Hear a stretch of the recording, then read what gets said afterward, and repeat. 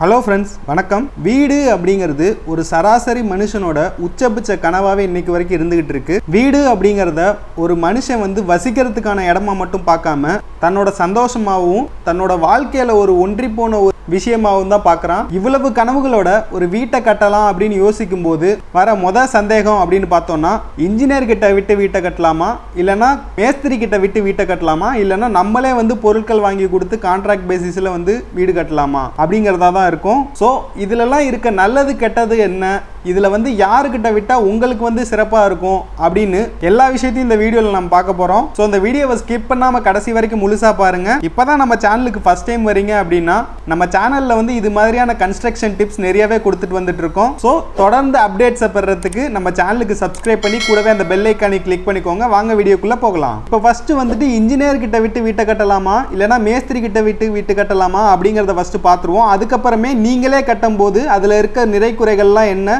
அப்படிங்கறத நம்ம பின்னாடி பார்க்கலாம். ஃபர்ஸ்ட் இந்த இன்ஜினியர் அப்படிங்கிறது யாரு அப்படின்னு பார்த்தோம்னா, ஒரு பிஇஓ பிடெக்கோ இல்ல எம்இஓ எம்டெக்கோ முடிச்சுட்டு குறைஞ்சது ஒரு 5 வருஷமாச்சும் எங்கேயாச்சும் வேலை பார்த்துட்டு அதுக்கப்புறமே சொந்தமா வீடு கட்டி கொடுத்துக்கிட்டு இருக்கவங்கள தான் இன்ஜினியர் அப்படின்னு சொல்லுவோம். இதுல சில பேர் பார்த்தீங்கன்னா காலேஜ் முடிச்ச கையோடையுமே வீடு கட்ட வந்துடுறாங்க. அது சரியான முறை கிடையாது. என்னதான் இருந்தாலும் ஒரு 5 வருஷமாச்சும் குறைஞ்சது 5 வருஷமாச்சும் அடுத்தவங்கள்ட்ட வேலை பார்த்துட்டு வந்தோம் அப்படின்னா தான் இதுல இருக்க நெளிவு சுழிவுகள்லாம் என்னன்னு தெரியும். ஸோ நம்ம இதுல எக்ஸ்பீரியன்ஸ் இன்ஜினியரை நம்ம எடுத்துக்குவோம். இப்போ மேஸ்திரி அப்படிங்கிறது யாரு அப்படின்னு பார்த்தோம்னா, கட்டட வேலைக்கு கையாளா போய் அதுக்கப்புறமே கொத்தனாரா மாறி அதுக்கப்புறமே தானாவே ஒரு 10 வருஷம் கொத்தனாரா வேலை பார்த்துட்டு தானாவே பில்டிங்ஸ் எல்லாம் எடுத்து கட்டிக்கிட்டு இருக்கவருக்கு பேர் தான் மேஸ்திரி அப்படின்னு சொல்லுவோம். இவங்க ரெண்டு பேத்துக்குள்ள இருக்க மேஜரான வித்தியாசம் என்ன அப்படின்னு பார்த்தோம் அப்படின்னா, இன்ஜினியர் அப்படிங்கிறவர் தான் படிச்சதை வச்சு அவர் ஃபீல்டில் ஃபேஸ் பண்ண எக்ஸ்பீரியன்ஸை வச்சு அதில் இருக்க கால்குலேஷன்ஸை வச்சு ஒவ்வொருத்துக்கும் இருக்க தம்ப் ரூல்ஸை வச்சு ஒவ்வொரு வேலைக்குமான இந்தியன் ஸ்டாண்டர்ட்ஸை வச்சு கட்டுறவர் தான் இன்ஜினியர் அப்படிங்கிறது. இந்த மேஸ்திரி அப்படிங்கிறவர் தன்னோட அனுபவத்தில்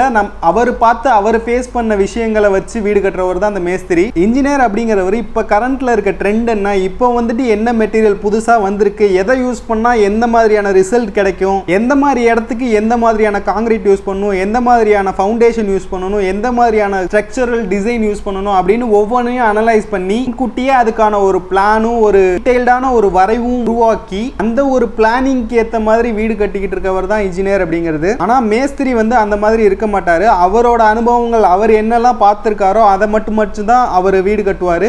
அந்த ஸ்ட்ரக்சரல் டிசைனாக இருக்கட்டும், இல்லைனா எந்த ஒரு ஃபவுண்டேஷன் எதுவாக இருக்கட்டும், அவர் இது வரைக்கும் என்ன யூஸ் பண்ணிக்கிட்டு இருந்தாரோ அந்த இதை அப்படியே ஒரு அனுபவத்தினால அப்படி சொல்லிட்டு போயிடுவார். ஆனால் இன்ஜினியர் ஒவ்வொரு விஷயத்தையுமே ஆழமாக யோசிச்சு இதனால என்ன பிரச்சனைகள் வரும் அப்படின்னு எல்லாத்தையுமே யோசிச்சு ஒரு ப்ரீ பிளான்டா பண்ணுவார். இப்படி ஏற்கனவே எல்லாத்தையும் கால்குலேட் பண்ணி வச்சுறதுனால நம்மளோட பில்டிங்கான பட்ஜெட்டும் பார்த்தீங்கன்னா நம்மளோட கைக்குள்ள இருக்கும். அதே நேரத்தில் நமக்கு தரமும் அந்த அளவுக்கான தரமும் அதில் இருக்கும். ஸோ என்னை பொறுத்த வரைக்கும் மேஸ்திரியை விட இன்ஜினியர்கிட்ட கொடுக்கறது தான் ரொம்பவே சிறந்தது. ஏன்னா அவர் தான் எந்த ஒரு பிரச்சனை அப்படின்னாலும் அதுக்கான ஒரு சரியான மற்றும் நிரந்தரமான தீர்வை அவரால் தான் கொடுக்க முடியும் அப்படின்னு நான் நம்புறேன். மேஸ்திரி அந்த டைம்ல மட்டும் அந்த தப்பை சரி பண்ணிட்டா போதும் அப்படிங்கிற மாதிரி மென்டாலிட்டியில போயிடுவாரு. அதுக்கப்புறமே பார்த்தீங்கன்னா இன்ஜினியருக்கு ஒவ்வொரு மெட்டீரியலோட தரமும் தெரியும். ஒவ்வொரு மெட்டீரியலை எப்படி செக் பண்ணணும், எப்படி டெஸ்ட் பண்ணணும், ஒவ்வொரு ஒர்க் மெத்தடையும் எப்படி செக் பண்ணணும், ஒவ்வொரு ஒர்க்கிங் லெவலையும் எப்படி செக் பண்ணணும் அப்படிங்கிற நாலேஜ் இருக்கும். மேஸ்திரிக்கு அது அனுபவத்தோட நாலேஜ் மட்டும்தான் இருக்கும். அவருக்கு ஒரு சில டெஸ்டஸ் மட்டும்தான் தெரியும். அதை மட்டும் தான் அவர் பண்ணுவாரு. சோ அந்த மாதிரி பண்ணும்போது தப்புகள் நடக்கிறதுக்கான வாய்ப்புகள் நிறையவே இருக்கு. ஒரு மேஸ்திரி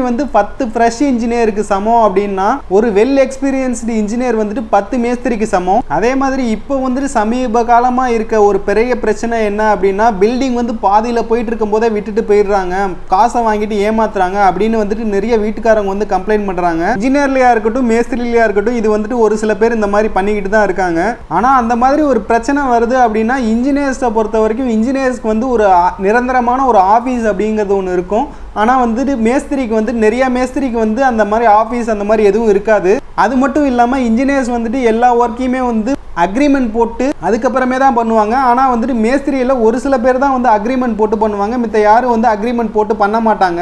ஸோ இந்த மாதிரி உங்களுக்கு பிரச்சனை ஏதாவது வருது அப்படின்னாலும் நீங்கள் லீகலாக ஃபேஸ் பண்ணணும் அப்படின்னா இன்ஜினியர் கிட்ட போகிறது தான் பெஸ்ட்டு. அதுக்கப்புறமே பார்த்தீங்கன்னா இப்போ ஒரு இன்ஜினியர் 1900 ரூபாய் ஸ்கொயர் ஃபீட்டுக்கு ஒரு பில்டிங் பண்ணுறாரு அப்படின்னா மேஸ்திரி 1600 ரூபாய்க்கு பண்ணுவார். ஸோ நம்ம ரேட்டு கம்மியாக இருக்குது அப்படின்னு சொல்லிட்டு ஒரு சில பேர் அவங்கள்ட்ட போயிடுவாங்க மேஸ்திரி கிட்ட. ஆனால் உள்ளே போனதுக்கு அப்புறமேல் தான் தெரியும் இன்ஜினியர்ஸ் யூஸ் பண்ணுற மெட்டீரியல்ஸுக்கும் மேஸ்திரி யூஸ் பண்ணுற மெட்டீரியல்ஸுக்கும் டோட்டலாகவே டிஃப்ரெண்ட்டாக இருக்கும். அதுக்கப்புறமே இன்ஜினியர் ஃபாலோ பண்ணுற மெத்தடாலஜியும் மேஸ்திரி ஃபாலோ பண்ணுற மெத்தடாலஜியுமே டோட்டலாக டிஃப்ரெண்ட்டாக இருக்கும். இது மட்டும் இல்லாமல் ஒரு சில ஒர்க்ஸான மொட்டை மாடியில் தளம் போடுறது, அதுக்கப்புறமே வீட்டுக்குள்ளே தளம் போடுறது, அதுக்கப்புறமே இந்த மாதிரியான விஷயங்கள்லாம் பார்த்தீங்கன்னா இன்ஜினியருக்கும் மேஸ்திரிக்கும் நிறையவே வித்தியாசப்படும். இன்ஜினியர்ஸ் வந்து இது எல்லாத்தையுமே அவங்களோட அக்ரிமெண்ட்டில் வந்து கொண்டு வந்துருவாங்க. ஆனால் மேஸ்திரி வந்துட்டு போக போக தான் இதுக்கு வந்து எக்ஸ்ட்ரா, அதுக்கு எக்ஸ்ட்ரா, இப்போ மிக்சர் மிஷின் எடுத்துகிட்டு வரணும் காங்கிரீட்டுக்கு அப்படின்னா அது வந்து எக்ஸ்ட்ரா, அந்த மாதிரி நிறைய இது எக்ஸ்ட்ராஸ் வந்து உள்ளே வச்சுருப்பாங்க. நம்ம வந்து அக்ரிமெண்ட் போடாததுனால நமக்கு வந்து அது சரியாக தெரியாது. போக போக தான் ஒவ்வொரு விஷயத்துலையும் இது எக்ஸ்ட்ரா அது எக்ஸ்ட்ரான்னு சொல்லிகிட்டே போவாங்க. இன்ஜினியரை பொறுத்த வரைக்கும் A to Z எல்லாமே அக்ரிமெண்ட்டில் இருக்கும்போது இந்த மாதிரியான பிரச்சனைகள் மேக்ஸிமம் வராது. அப்படி வந்து எல்லாத்தையுமே இன்ஜினியர் வந்துட்டு அக்ரிமெண்ட்டில் இன்க்ளூட் பண்ணலை அப்படின்னா நீங்கள் இன்க்ளூட் பண்ண சொல்லி கேட்கலாம். இன்ஜினியரோட ஒர்க் ஃபினிஷும் மேஸ்திரியோட ஒர்க் ஃபினிஷும் டோட்டலாக டிஃப்ரெண்ட்டாக இருக்கும். இன்ஜினியரோட ஒர்க் ஃபினிஷ் அப்படிங்கிறது அவ்வளோ பக்காவாக இருக்கும். மேஸ்திரியோடது வந்துட்டு என்னதான் சூப்பராக இருந்தாலும் அந்த அளவுக்கு ஒரு மாடர்னைஸாக, அந்த அளவுக்கு ஒரு இனோவேஷனாக இருக்காது.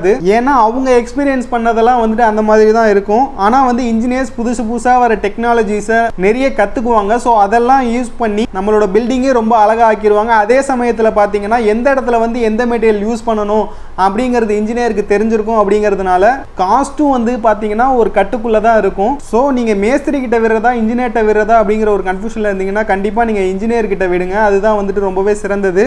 ஆனால் விடும்போது நல்ல இன்ஜினியராக பார்த்து நல்லா விசாரித்து நல்ல அக்ரிமெண்ட்லாம் கரெக்டாக போட்டுட்டு விடுங்க. அந்த மாதிரி பண்ணீங்க அப்படின்னா உங்களுக்கு ஃபியூச்சரில் வந்துட்டு எந்த ஒரு பிரச்சனையுமே வராது. அப்படி இல்லைன்னா நானே வந்துட்டு சொந்தமாக ஆட்களை வச்சுட்டு வீடு கட்டலாமா, அப்படி இல்லைன்னா மெட்டீரியல் மட்டும் வாங்கி கொடுத்துட்டு லேபர் கான்ட்ராக்டில் விட்டுட்டு வீடு கட்டலாமா அப்படின்னு கேட்டிங்கன்னா கட்டலாம். ஆனால் உங்களுக்கு வந்து இந்த கன்ஸ்ட்ரக்ஷன் மெட்டீரியலை பற்றியும் கன்ஸ்ட்ரக்ஷன் மெத்தடை பற்றியும் கொஞ்சமாக புரிதல் இருக்கணும். அதே சமயத்தில் பார்த்தீங்கன்னா நீங்கள் சைட்டில் நின்று ஒரு நாளைக்கு ஒரு 3-4 தடவையாச்சும் நின்று பார்க்க முடியும். கொஞ்ச நேரமாக சைட்டில் நம்மளால் ஸ்பெண்ட் பண்ண முடியும். அதுக்கப்புறமே மெட்டீரியல் எல்லாத்தையுமே நம்ம அரேஞ்ச் பண்ண முடியும். அதை தரமானது தானே அப்படின்னு செக் பண்ண முடியும். அப்படின்னா நீங்கள் கண்டிப்பாக நீங்களே எடுத்து பில்டிங் பண்ணலாம். ஆனால் அதற்காகவே 4 to 6 வருஷம் படிச்சுட்டு அதுக்கப்புறமே ஒரு 5 வருஷம் நிறைய பில்டிங்ஸில் வேலை பார்த்துட்டு நிறைய பில்டிங்ஸை கட்டி வர எக்ஸ்பீரியன்ஸ் இன்ஜினியருக்கு ஈக்குவலாக உங்களால் வந்து பண்ண முடியுமா அப்படிங்கிறது கொஞ்சம் டவுட் தான். ஏன்னா அவங்களுக்கு வந்து எந்த மெட்டீரியலில் எங்கே வாங்குறது, எந்த மெட்டீரியலில் எங்கே வாங்கினா கம்மியாக இருக்கும் அப்படிங்கிறதும் அவங்களுக்கு தெரியும். எந்த இடத்துல எப்படி காஸ்ட் எஃபெக்டிவாக யூஸ் பண்ணுறது, எந்த இடத்துல வந்துட்டு காம்ப்ரமைஸே பண்ணிக்க கூடாது அப்படிங்கிறதும் அவங்களுக்கு தெரியும்.